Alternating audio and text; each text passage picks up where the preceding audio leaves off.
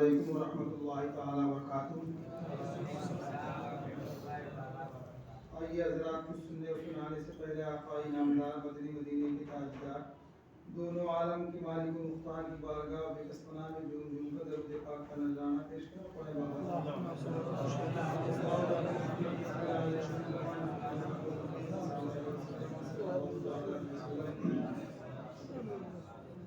نعت پاک کا مطلب سماعت فرمائیں۔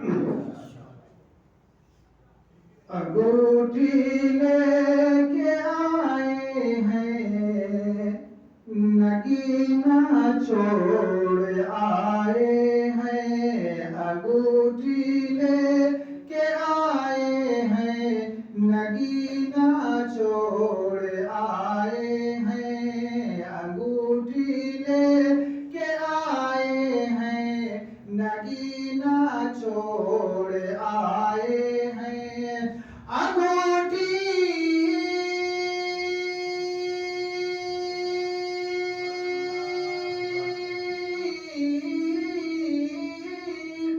انگوٹھی لے کے آئے ہیں، نگینہ چھوڑ آئے ہیں۔ بہت پچھتا رہے ہیں، بہت پچھتا رہے ہیں، جو مدینہ چھوڑ آئے ہیں۔ بہت پچھتا رہے ہیں، جو مدینہ چھوڑ آئے ہیں۔ بہت پچھتا رہے ہیں، جو مدینہ چھوڑ آئے ہیں۔ اور بہت ہی پیارا شعر حضرات ملاحظہ فرمائیں۔ مجھے معلوم ہے خوشبو کہاں سے آئی پھولوں میں، مجھے معلوم ہے خوشبو کہاں سے آئی پھولوں میں، مجھے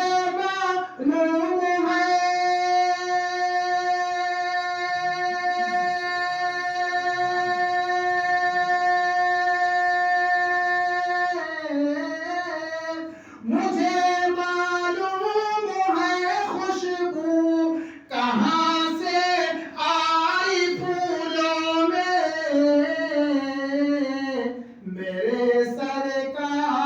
میرے سرکار گلشن میں پسینہ چھوڑ آئے ہیں۔ میرے سرکار گلشن میں پسینہ چھوڑ آئے ہیں۔ میرے سرکار گلشن میں پسینہ چھوڑ آئے ہیں۔ اور یہ بھی شعر سماعت فرمائے حضرات۔ بچانے کے لیے کربو بلا میں دین کی عظمت، بچانے کے لیے کربو بلا میں دین کی عظمت، بچانے کے لیے کربو بلا میں دین کی عظمت، بچانے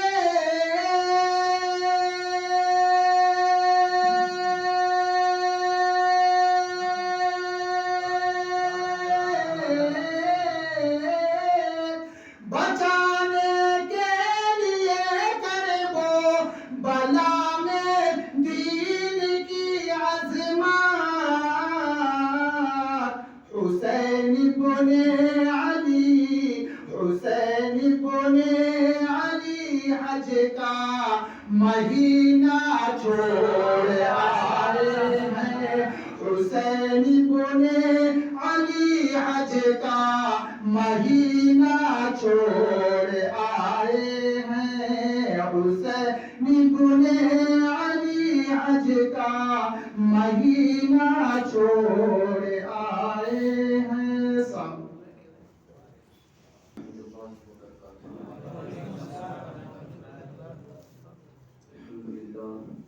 الحمدللہ رب العالمین والعاقبۃ للمتقین، والصلاة والسلام علی سید الانبیاء الأنبياء والمرسلين أما بعد فأعوذ بالله من الشيطان الرجيم بسم الله الرحمن الرحيم إنا أنزلناه في ليلة القدر صدق الله العظيم غوث اعظم بمدے بسر و ساما مددے قبلے دی مددے کعبے ایما مددے بگرداب والا افتاد کشتی ضعیفان و شکستہ کشتی بحق کے خواجہ عثمان ہارون مدد دنیا معین الدین چشتی. آئیے سب سے پہلے مل کر ہم اور آپ حضور علیہ السلام کی بارگاہ میں جس طریقے سے میں پڑھا ہوں اسے بہتر انداز میں درود پاک پڑھنے کی کوشش کریں اور پڑھیں الصلاۃ والسلام علیک یا رسول اللہ، الصلاۃ والسلام علیک یا حبیب اللہ، الصلاۃ والسلام علیک یا نبی اللہ وعلی آلک واصحابک یا نور اللہ صلی اللہ تعالی علیہ وسلم. پھر پیارے آقا صلی اللہ تعالی علیہ وسلم کے پیارے دیوانوں، جیسا کہ آپ سب جانتے ہیں کہ ہم اور آپ بہت ہی مبارک ایام سے گزر رہے ہیں، بہت ہی مبارک گھڑیاں ہمیں گھیرے ہوئے ہیں، اور جیسے جیسے ایک ایک لمحہ گزر رہا ہے ماہ رمضان ہم سب سے رخصتی سے قریب ہوتے جا رہا ہے. دیکھتے ہی دیکھتے آج ماہ رمضان کا آخری جمعہ آ گیا، اور اب کل کی شب جو ہے وہ لیلۃ القدر کی شب ہے. پھر پیارے آقا صلی اللہ تعالی علیہ وسلم کے پیارے دیوانوں، اللہ رب العزت نے اس امت کو ایک ایسی رات عطا فرمائی ہے کہ جو رات پہلے کی امتوں کو نہیں عطا ہوئی تھی.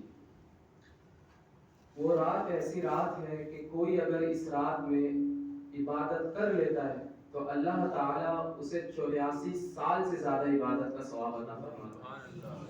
قرآن میں فرمایا گیا کہ ایک ایسی رات ہے جو ہزاروں مہینوں سے بہتر ہے. اب کتنی بہتر ہے وہ تو اللہ جانے اور اس کے بتانے سے حضور علیہ السلام جانے. اور 1000 مہینے کو جب آپ جو ہے کیلکولیٹ کریں گے تو وہ 84 سال ہوتے ہیں. کل کی جو رات ہے وہ 84، اگر کوئی اس میں عبادت کر لے تو اللہ تعالیٰ اسے 84 سال سے زیادہ عبادت کرنے کا ثواب عطا فرمائے گا. اور یہ ایسی عظیم رات ہے، دیکھیں جو چیز جتنی قیمتی ہوتی ہے اسے چھپا کر رکھا جاتا ہے. لیلۃ القدر کو جو ہے چھپا کر رکھا گیا، ایگزیکٹ اس کی تاریخ نہیں بتائی گئی. احادیث میں آیا ہے کہ لیلۃ القدر ماہ رمضان کے آخری عشرے کی تاک راتوں میں تلاش کرو، یعنی 21ویں میں، 23ویں میں، 25ویں میں، 27ویں میں یا پھر 29ویں میں. لیکن بہت سے علماء اس بات کی طرف گئے کہ لیلۃ القدر جو ہے ماہ رمضان کی 27ویں ہی رات ہے. اور سلسلہ شاذلیہ کے ایک بہت عظیم بزرگ ہیں حضرت ابو الحسن شاذلی، وہ فرماتے ہیں کہ جب ماہ رمضان کا پہلا روزہ منگل کو یا جمعہ کے دن شروع ہو، پہلا روزہ منگل کو پڑ رہا ہے یا جمعہ کو پڑتا ہے تو اس مہینے میں لیلۃ القدر 27ویں ہی رات ہوگی. اور یہ جو ماہ رمضان چل رہا ہے اس کا پہلا روزہ منگل کے دن پڑا تھا. تو اس سے اس بات کی طرف بھی اشارہ مل رہا ہے کہ کل کی جو رات ہے وہ لیلۃ القدر کی رات ہے. قدر کا معنی ہوتا ہے جزا دینے کے، احترام کے، اور ایک معنی قدر کا ہوتا ہے تنگی کے. کل کی رات اللہ رب العزت کے فرشتے اس قدر زمین پر نازل ہوتے ہیں کہ فرشتوں کی تعداد کے سامنے زمین تنگ ہو جاتی ہے، چھوٹی پڑ جاتی ہے. اور وہ فرشتوں کے ساتھ حضرت جبرائیل علیہ السلام بھی نازل ہوتے ہیں، اترتے ہیں. اور جو لوگ کل کی رات کو اللہ کی بارگاہ میں گزارتے ہیں، اللہ کی عبادت کرنے میں گزارتے ہیں، ان لوگوں سے فرشتے مصافحہ کیا کرتے ہیں. حضرت جبرائیل علیہ السلام ان لوگوں سے مصافحہ کیا کرتے ہیں. بزرگ فرماتے ہیں، اولیاء اکرام فرماتے ہیں کہ اگر کسی کے ساتھ جو ہے لیلۃ القدر میں ایسا واقعہ پیش آ جائے کہ وہ عبادت کر رہا ہو اور اس کی آنکھیں نم ہو جائیں، اس کا دل جو ہے بے چین ہو جائے اور اس کے رونگٹے کھڑے ہو جائیں، تو یہ اس بات کی علامت ہے کہ اس سے فرشتوں نے مصافحہ کر لیا ہے. لیلۃ القدر آخر امت کو کیوں دی گئی؟ آخر کیا وجہ بنی لیلۃ القدر امت کو دینے کی؟ تو حضور علیہ السلام ایک مرتبہ اپنے صحابہ کرام کے درمیان جلوہ افروز تھے.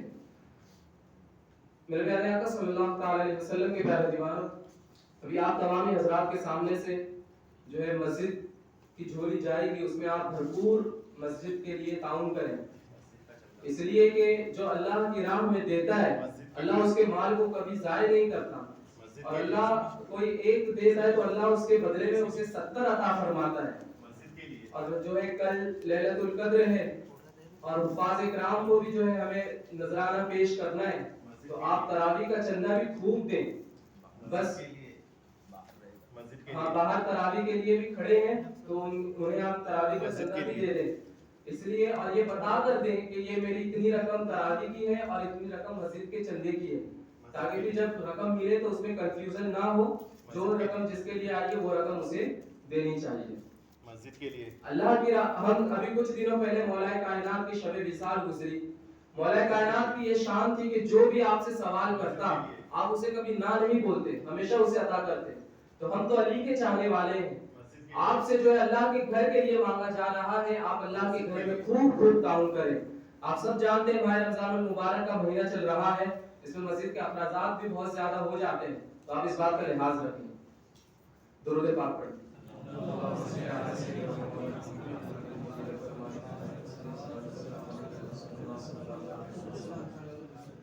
لیلۃ القدر امت کو دی گئی، تو اس کی وجہ یہ ہوئی کہ ایک مرتبہ حضور علیہ السلام اپنے صحابہ کرام کے درمیان بیٹھے ہوئے تھے. حضور علیہ السلام کو بنی اسرائیل کے واقعات بیان کرنا بہت پسند تھا، اور قرآن نے بھی جتنے واقعات اور جتنے قصص جو ہے بنی اسرائیل کے بیان فرمائے ہیں اتنے اور کسی قوم کے بیان نہیں فرمائے. حضور علیہ السلام نے جو ہے اپنے صحابہ کرام کے درمیان بنی اسرائیل کے ایک بزرگ حضرت شمول کا واقعہ بیان فرمایا، اور آپ بیان فرماتے ہیں کہ وہ بزرگ ایسے تھے، حضرت شمول کی یہ شان تھی، آپ کا یہ تقویٰ تھا کہ آپ سال کے ہر ایک دن روزہ رہتے اور روزہ رکھ کر اللہ رب العزت کی بارگاہ میں جہاد کرتے، اللہ رب العزت کے لیے جہاد کرتے، اللہ کے لیے، اللہ کے دین کے لیے جو ہے دشمنوں سے، اسلام کے دشمنوں سے لڑا کرتے، اور اس کے باوجود آپ رات بھر جو ہے عبادت میں گزارا کرا کرتے تھے. آپ کو اللہ تعالیٰ نے اتنی طاقت عطا فرمائی تھی کہ آپ اگر زنجیروں کو حرکت دے دیتے، ہلا دیتے، تو زنجیر جو ہے ٹوٹ جایا کرتی تھی.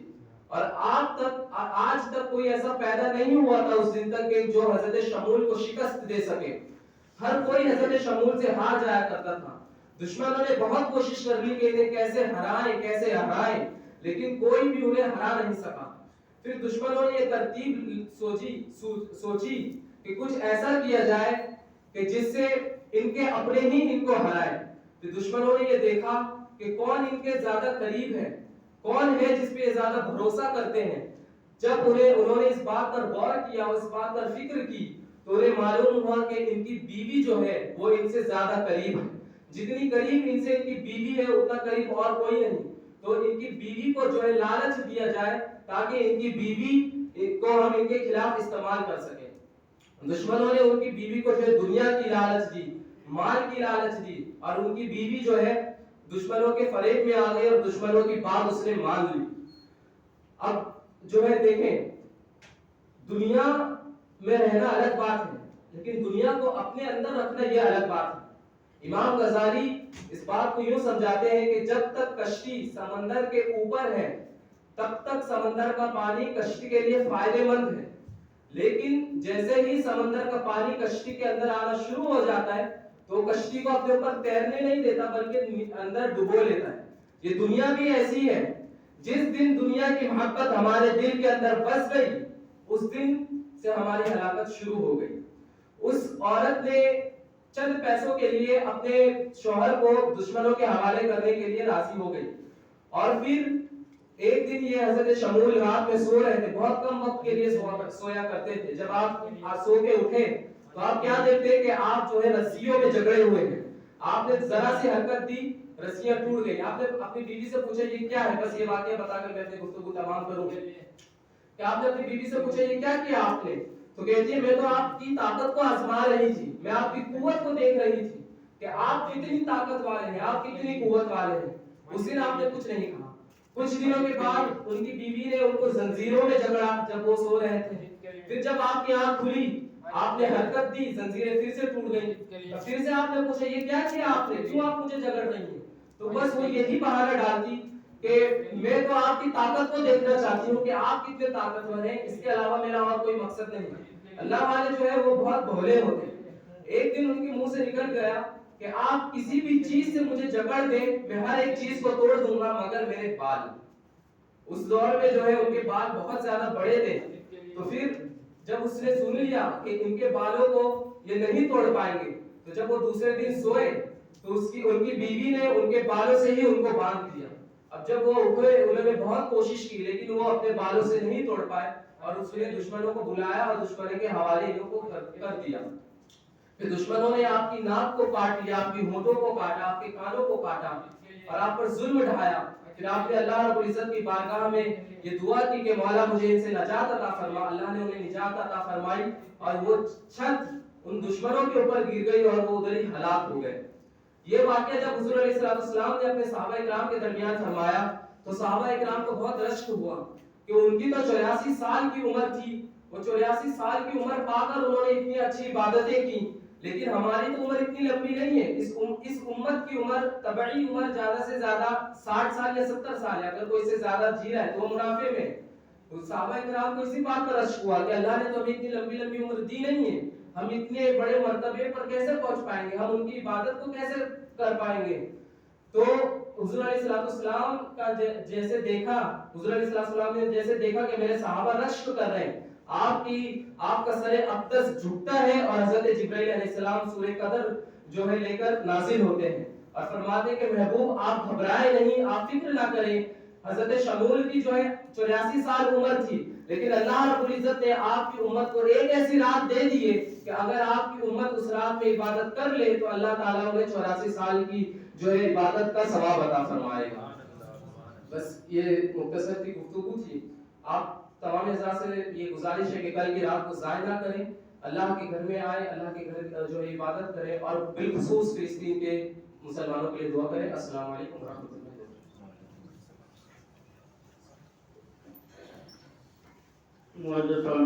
السلام علیکم ورحمۃ اللہ وبرکاتہ.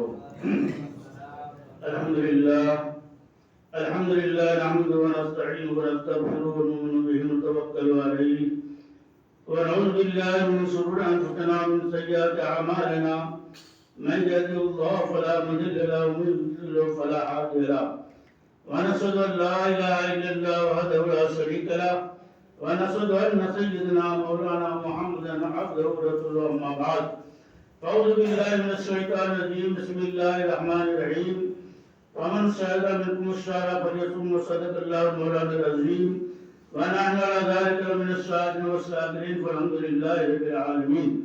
ایک مرتبہ آواز بلند اور باقی بولیے اللہم صل علی سیدنا مولانا محمد وعلی آل سیدنا مولانا محمد بارک وسلم. صلاۃ و سلام علیک یا رسول اللہ, صلاۃ و سلام علیک یا حبیب اللہ صلی اللہ علیہ وسلم.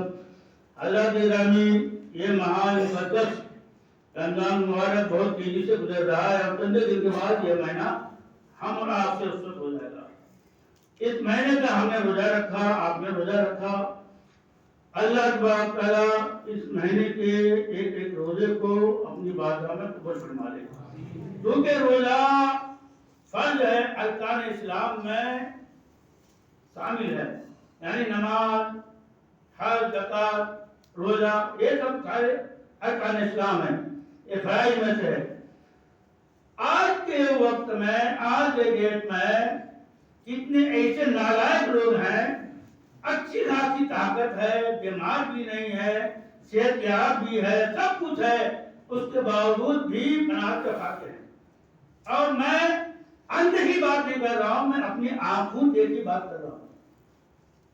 آج بھی کھا رہے ہیں جبکہ سراسر ناجائز حرام ہے جن کو کھانا. بغیر اذن شرعی کے اگر کسی نے کھایا تو بہت بڑا گنہگار, اور روزہ کو حقیقی جان کے کھایا تو کافر ہو جائے گا, کیونکہ روزہ فرض ہے. اور مسلمان ایسے یہ قوم گر چکی ہے, ایسے گر چکی ہے کہ اللہ کی پناہ بالکل اس کو کچھ پری نہیں ہے کہ اسلام کیا کہہ رہا ہے، اللہ اور کے رسول کی رضا کے لیے ہم کو کیا کرنا چاہیے، کچھ نہیں سکھائیے، بس کھاؤ، پیٹ پالو، کماؤ، بس مر جاؤ، اور کچھ نہیں ہے۔ حضرات گرامی، اللہ تبارک تعالیٰ نے یہ ماہ مقدس ہم کو عطا فرمایا، پرہیزگاری کا مہینہ ہے۔ اللہ کے رسول نے فرمایا جو روزہ رکھا، روزے کے رکھنے سے تم صحتیاب ہو جاؤ گے، اور بیماری کا بہانہ بنا کر کے جو دواؤں کی پوریاں اور کھا رہے ہو کہ ہم کمزور ہو جائیں گے، بلکہ روزہ رکھنے سے انسان صحتیاب ہوتا ہے، صحتیابی مل جاتی ہے۔ اور آپ نے اس مہینے میں صدقہ خیرات کیا، زکات ادا کیا، اور مسجد میں امداد اعانت کیا۔ حضرات گرامی، یہ تو مسجد آپ جو بیٹھے ہوئے ہیں، یہ آپ ہیوں کے تعاون سے، آپ ہیوں کے دینے لینے سے سارے اخراجات چلتے ہیں۔ یہ کوئی دوسرا فن نہیں ہے کہ باہر سے کہیں روپے آتا ہے جس کا خرچہ چلتا ہے، جو آپ دیتے ہیں 100، 50، اسی سے سارے اخراجات چلتے ہیں۔ اب رمضان شریف میں جو کہ اخراجات بڑھ جاتے ہیں، بہت سارے اخراجات بڑھ جاتے ہیں اس میں، تو اس میں آپ کو کیا کرنا چاہیے، تھوڑا بڑھا کے دینا چاہیے، اس لیے کہ یہ جو رقم آپ مسجد میں دے رہے ہیں، یہ انشاءاللہ یہ ضائع نہیں ہوگا، بلکہ ایک ایک پائی، ایک ایک روپے کا اجر و ثواب اللہ کی بارگاہ میں ہے، اور آپ کا محفوظ ہے، یہ آپ کا بینک بیلنس ہے۔ جو آپ نے کھایا، بچوں میں خرچہ کیا، بے شمار پیسہ پانی کی طرح کپڑے میں بہایا، تو وہ تو سمجھو ضرورت کے آپ کی ضرورت کے لیے ہے، مگر وہ بینک بیلنس نہیں ہے۔ آخرت کے لیے بینک بیلنس یہی ہے، جو آپ نے دیا 100 روپیہ، 50 روپیہ، 1000 کا جو بھی مسجد میں آپ نے دیا، یہ چاہے وہ جمعہ کے دن ہو، چاہے وہ تراویح کا چندہ ہو، یعنی مسجد ہی میں آپ نے دیا، تو آپ کے پاس یہ بینک بیلنس ہے۔ اور اللہ تبارک تعالیٰ کل قیامت کے دن میدان محشر میں جہاں سب لوگ نفسی نفسی پکارتے ہوں گے، اور ہر آدمی حیران پریشان ہوگا، زمین کانپنے کی ہو جائے گی، اور آسمان قریب آنے کے بعد ایک نیزے پر ہو جائے گا، سورج ایک بار اوپر ہو جائے گا، اور لوگ پسینے سے سرابور ہوں گے، کوئی گھٹنے تک پسینے میں ہوگا، کوئی ناک تک پسینے میں ہوگا، کوئی اسی میں ڈبکی لگاتا ہوگا، اور یہ عالم ہوگا پسینے کا کہ سب اس میں ڈبکیاں مارتے ہوں گے، لگاتے ہوں گے، مگر آپ نے اللہ کے گھر میں آپ نے دیا، اللہ کو راضی کی غیر سے اور نیت سے آپ نے دیا، اللہ تبارک تعالیٰ یہی پیسہ قبول فرما کر ساری مصیبت سے نجات عطا فرما کر آپ کو جنت تک بڑھانا عطا فرما دے گا۔ حضرات گرامی، آپ یہ نہ سمجھو یہ 100 روپیہ 50 روپیہ دے رہے ہیں تو ہم پہ کہا جا رہا ہے، نہیں، یہی ذخیرہ آپ جمع ہو رہا ہے آپ کا۔ یہ کل قیامت کے دن یہ مسجد کی جو اینٹ ہے، یہ مسجد کی جو ذرات ہیں، مسجد کی چٹائی ہے، یہ ساری چیزیں آپ کے حق میں گواہی دے گی۔ آپ نے مسجد کا اگر حق ادا کیا تو یہ مسجد گواہی دے گی، مسجد کی اینٹیں گواہی دے گی، اور مسجد کے ذرات گواہی دیں گے۔ تو اپنی مسجد کو گواہ بنا لو، اور اللہ کے راہ میں بھیجے خرچ کرو، انشاءاللہ اس اجر دنیا میں اللہ بے پناہ عطا فرمائے گا، اور آخرت میں بھی عطا فرمائے گا۔ حضرات گرامی، آپ جانتے کہ دو حفاظ کرام آپ کے سامنے تراویح کی نماز پڑھا رہے ہیں، قرآن سنا رہے ہیں، اور کل قرآن مقدس ختم ہے، کل بڑی رات ہے، شب قدر کی رات ہے، اور کل ہی نذرانہ بھی دینا ہے آپ لوگوں کی جانب سے۔ بھائی یہ کوئی ایک آدمی کی جانب سے نہیں ہوتا ہے، یہ سب لوگوں کی طرف سے دیا جاتا ہے۔ اب اس سال جو ہے کچھ چندہ کم آیا ہے، اور آپ لوگ تراویح کی نماز تو ادا کرتے ہیں مگر چندہ نہیں دیتے ہیں۔ تراویح میں بہت کمی لوگ دیے ہیں۔ اگر میں یہ سمجھ رہا ہوں کہ اگر آدمی 150 یعنی 500 روپیہ، 1000 روپیہ اگر تراویح کے نام پر نکال دیں تو کوئی تکلیف نہ آئے، اور کام سب پورا ہو جائے۔ اس لیے کہ آئندہ تراویح کے چندہ بہت کم آیا ہے، اس لیے مجھ کو بولنا پڑ رہا ہے کہ کہیں دینا ہے، اور آپ جو ہے اگر نہیں دیے ہیں تو آپ جو ہے ابھی گیٹ پر ہمارے آدمی کھڑے رہیں گے، ان کے جھولے میں آپ ڈال دیں تراویح کے نام پر، قرآن مقدس کے نام پر، کیونکہ یہ حفاظ کرام جو قرآن مقدس سنا رہے ہیں ان کا نذرانہ کل ہی دینا ہے، اور یہ وہ قرآن ہے جو حفاظ کرام نے سنایا اور ہم آپ نے سنا۔ یہ بڑی خوش نصیبی کی بات ہے کہ جو لوگ قرآن نہیں پڑھے ہیں، کم سے کم رمضان شریف جب آتا ہے، یہ ماہ مقدس جب آتا ہے، تو ان کو حفاظ کرام کی زبانی سننے کا موقع مل جاتا ہے۔ وہ قرآن جو پہاڑ پر اگر اللہ تبارک و تعالی نازل فرماتا تو خوف خدا سے، خشیت الہی سے پہاڑ ریزہ ریزہ ہو جاتا، یعنی قرآن کا بوجھ پہاڑ برداشت نہ کر سکا۔ آج وہی قرآن کا بوجھ نبی کریم صلی اللہ علیہ وسلم کی امت کے حفاظ اپنے سینے میں لیے ہوئے اور آپ کو وہ سنا رہے ہیں۔ تراویح کی نماز میں آپ نے سنا حضرت گرامی اللہ تبارک و تعالی توفیق دے تو اللہ کے راہ میں بے پناہ خرچہ کرو، جتنا خرچہ کرو گے اللہ تبارک و تعالی اور زیادہ آپ کو عطا فرما دے گا۔ حضرت گرامی سخاوت ایسی چیز ہے، اللہ کے رسول نے فرمایا السخیُّ قریب من اللہ، قریب من الناس، قریب من الجنہ، قریب من النار۔ جو اللہ کے راہ میں سخاوت کرتا ہے، یعنی اللہ کے راہ میں بے پناہ خرچہ کرتا ہے، تو وہ کیا ہے؟ اللہ سے قریب ہے، جنت سے قریب ہے اور لوگوں سے قریب ہے، مگر جہنم سے دور ہے۔ وہ جہنم میں جا نہیں سکتا سخی آدمی۔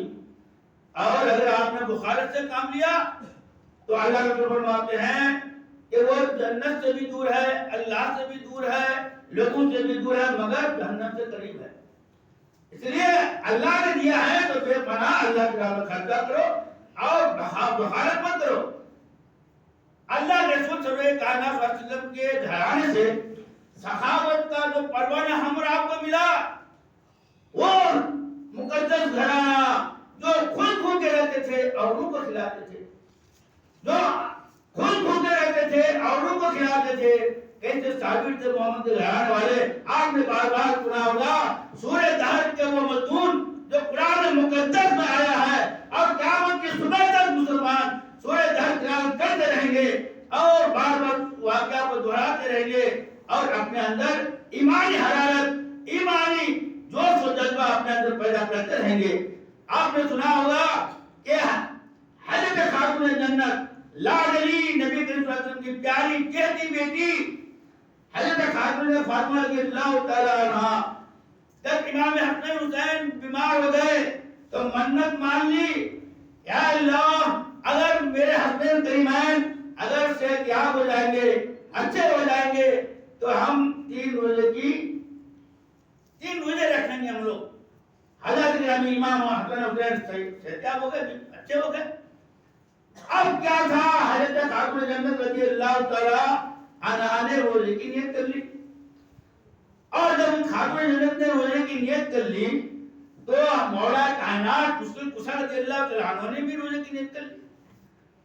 اب جب حضرت خاتون جنت اور حضرت علی نے روزے کی نیت کر لی تو آپ کے گھر کی جو لونڈی تھی حضرت فضہ، اس نے بھی روزے کی نیت کر لی۔ آج خاتون جنت کا گھر پر روزے دار ہے، مگر کھانے کا کوئی بندوبست نہیں ہے۔ حضرت سید خدا حضرت علی بازار جاتے ہیں، تھوڑا سا جو لاتے ہیں، اب وہ جو گھر کی چکی میں پیس کر کے حضرت خاتون جنت نے آٹا بنایا، روٹی بنائے، 3 روٹی تیار ہوئی، اب افطاری کا انتظار ہو رہا ہے۔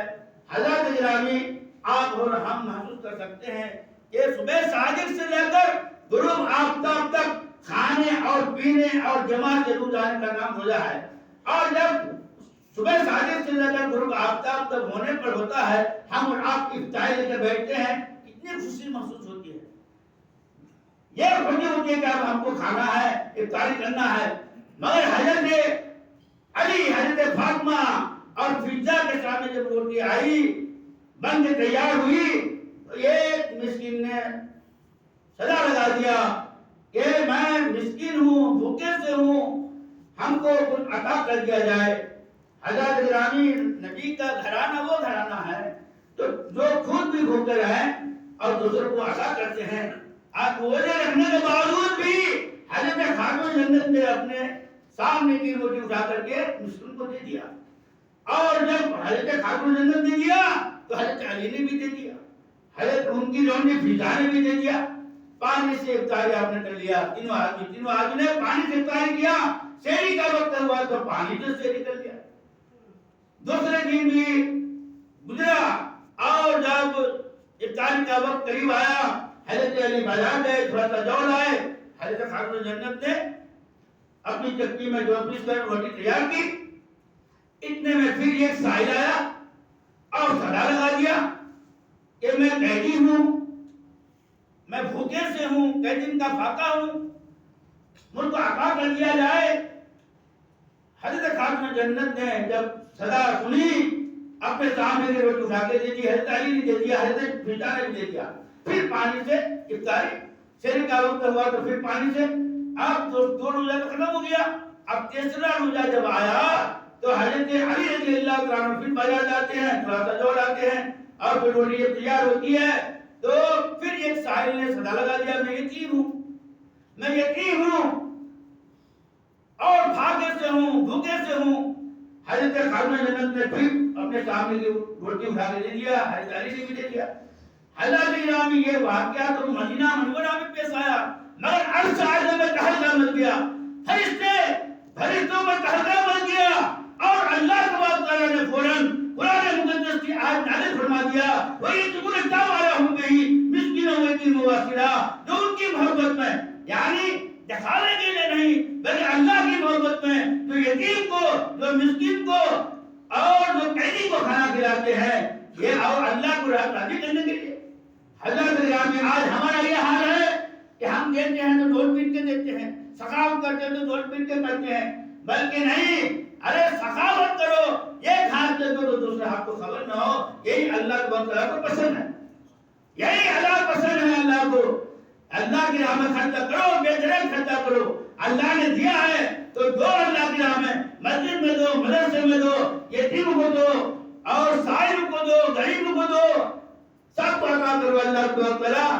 یہ جب خوش ہو جائیں گے تو اللہ خوش ہو جائے گا، غریب جب خوش ہو جائیں گے تو اللہ آپ سے راضی ہو جائے گا، جب اللہ راضی ہوگا اللہ تعالیٰ آپ کو جنت عطا فرما دے گا، اللہ نے جنت عطا فرمائے گا۔ حضرت گرامی اس لیے ضروری ہے کہ اللہ نے آپ کو دیا، کماؤ، اللہ اس کی کمائی میں برکت عطا فرماتا ہے جو اللہ کی راہ میں خرچ کرتا ہے، اور جو اللہ کی راہ میں خرچ نہ کیا اس کا مال بیماری کا نظر ہو جاتا ہے یا کہیں ڈوب جاتا ہے اور اس کا دھیرے دھیرے کرتے کرتے اس کا مال تباہ برباد ہو جاتا ہے۔ آپ نے سنا ہوگا کہ قارون کا خزانہ کیسے دھنسا، زکات کا جب حکم لاگو ہوا اس نے کہا کہ جب حساب لگایا تو بے پناہ دولت نکل رہی تھی زکات میں، اور جانتے ہو قرآن میں آیا ہے کہ اس کے خزانے کی چابی 70 اونٹ پہ رکھی تھی، 70 اونٹ پہ۔ اب خزانہ کتنا ہوگا کوئی حساب نہیں۔ تو حضرت موسیٰ علیہ السلام، آپ نے واقعہ باہر سنا ہوگا، حضرت موسیٰ علیہ السلام جب زکات کا حکم لاگو کیا اللہ کی بارگاہ میں، بہرحال بنی اسرائیل پر 25% تھا اور ہمارے اوپر 2.5% ہے، حضرت گرامی، اور 25% کیوں تھا؟ اس لیے تھا ان کے سامنے کوئی خرچہ نہیں تھا، کپڑا میلا ہو جائے رکھ دے اور صبح کپڑا دھلا مل جائے، اور کھانا جنت سے بنا بنایا کھانا آ رہا ہے، ہمارے ساتھ خرچہ ہے اس لیے ہمارے پاس 2.5% ہے تھا، ان کے ساتھ خرچہ نہیں تھا اس لیے 25% انشاءاللہ تعالیٰ میں پھر مکمل واقعہ پھر کبھی سناؤں گا۔ اب میں یہ جو بھی اعلان میں کر رہا ہوں